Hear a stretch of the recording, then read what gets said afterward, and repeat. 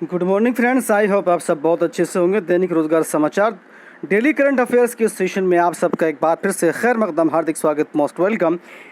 आप जानते हैं कि इन दोनों यूपीपीएससी में पीसीएस 2021 के लिए इंटरव्यू चल रहे हैं, तो उसी में तरह तरह के जो प्रश्न हैं, तरह तरह के जो सवालात हैं वो पूछे जा रहे हैं।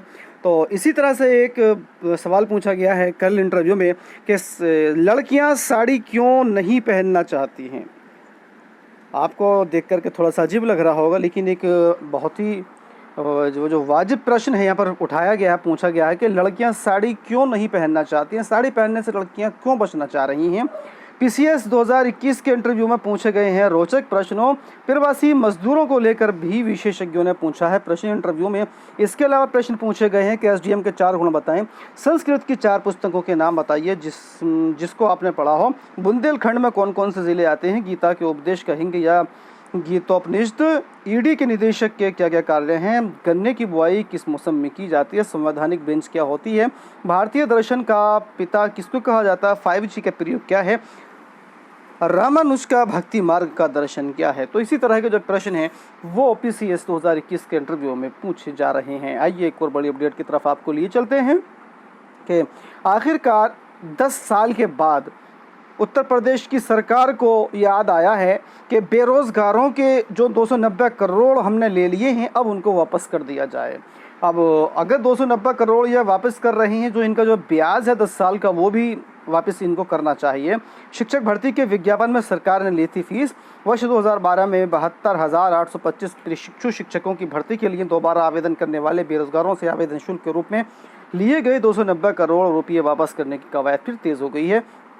बेसिक शिक्षा परिषद के सचिव प्रताप सिंह बघेल ने सूबे के सभी डाइट प्राचार्यों और बीएसए को पत्र भेजकर अभ्यर्थियों के आवेदन शुल्क वापस करने के निर्देश दिया है। इसके लिए 31 जुलाई तक बीएसए कार्यालय में आवेदन उपलब्ध कराने को कहा गया है।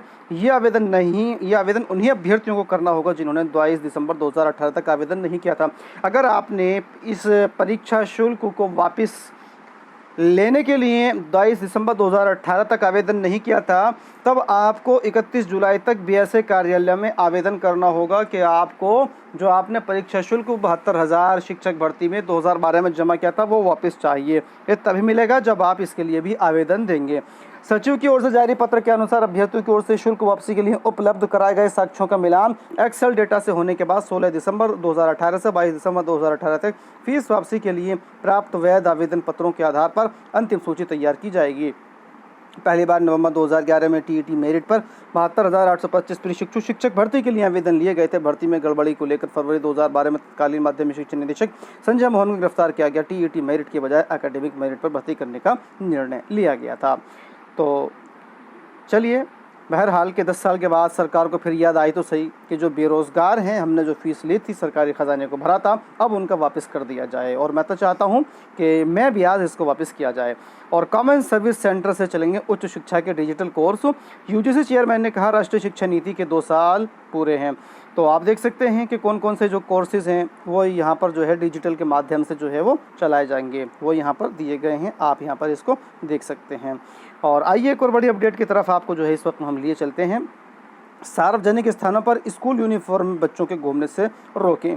तो एक लेटर जारी किया गया है कि सार्वजनिक स्थानों पर किसी भी मॉल, किसी भी पार्क, किसी भी होटल, किसी भी रेस्तरां में जो है अगर स्कूली बच्चे स्कूली फॉर्म में आते हैं, स्कूली यूनिफॉर्म में जाते हैं, स्कूल ड्रेस में पहुंचते हैं, तब उनको वहां पर एंट्री ना दी जाए।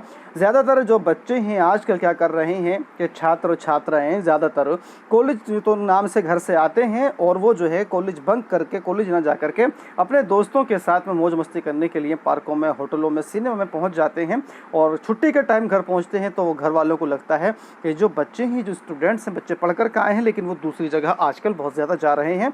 एक अच्छी पहल है यहाँ पर और बहुत ही इसलिए बच्चों के हित में जो है ये फैसला बहुत लाभकारी सिद्ध होगा।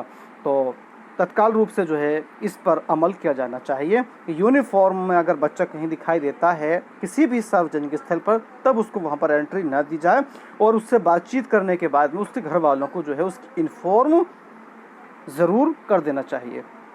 आइए एक और बड़ी अपडेट।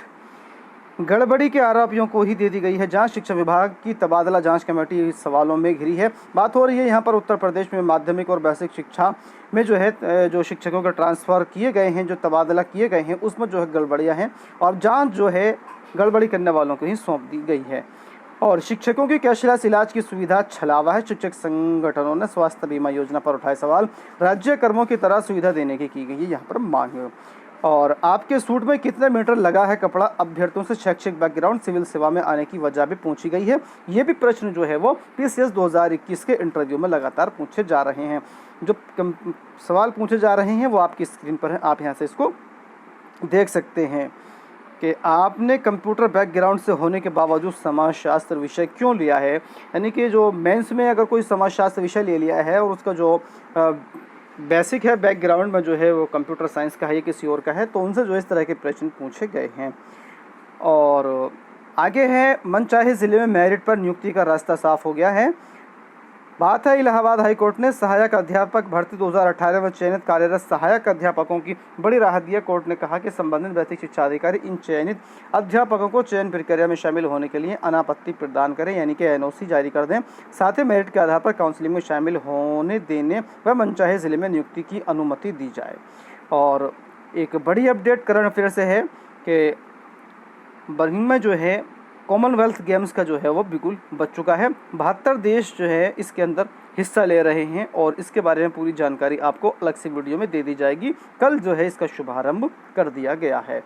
और FDI पाने में दिल्ली तीसरे और हरियाणा 5वें स्थान पर है। ये प्रश्न जो है आप अच्छे से नोट कीजिएगा, आपकी आगामी प्रतियोगी परीक्षाओं में पूछा जा सकता है।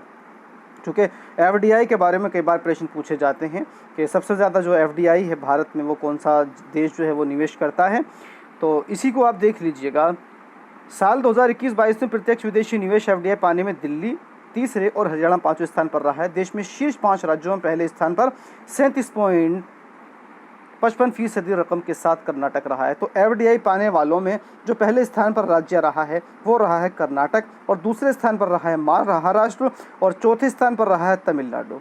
और आगे जो है इसमें सबसे ज़्यादा जो FDI भारत में आया है विदेशों से वो आया है सिंगापुर से। जैसे कि यहाँ पर दिया गया है कि सिंगापुर से सबसे ज़्यादा 27.01% का निवेश किया गया है।